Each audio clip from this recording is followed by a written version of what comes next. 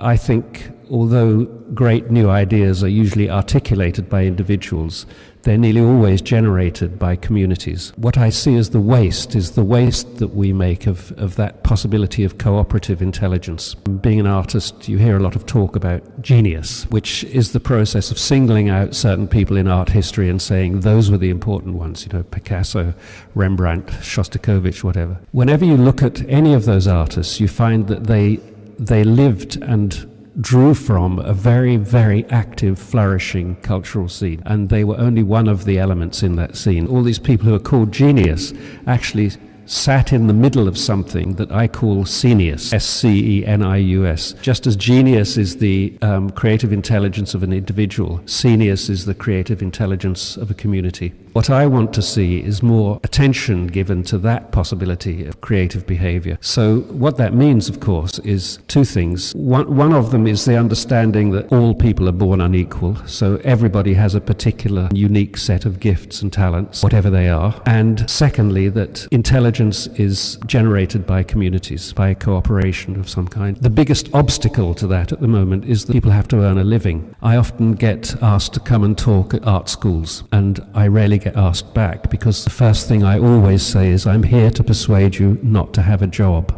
The professors always look a bit nervous at that point, since they often consider that their task is to somehow smooth you into a job. So my first message to people is try not to get a job. That doesn't mean try not to do anything. It means try to leave yourself in a position where you do the things that you want to do with your time, and where you take maximum advantage of whatever your possibilities are. So the obstacle is that, of course, most people aren't in a position to do that. So I want to do anything to work to a future where everybody is in a position to do that. I should say that in terms of basic income, I probably know less about the subject than anybody else here. But what I do know is that the concept is the closest thing I've heard to achieving the kind of future that I would like to live in.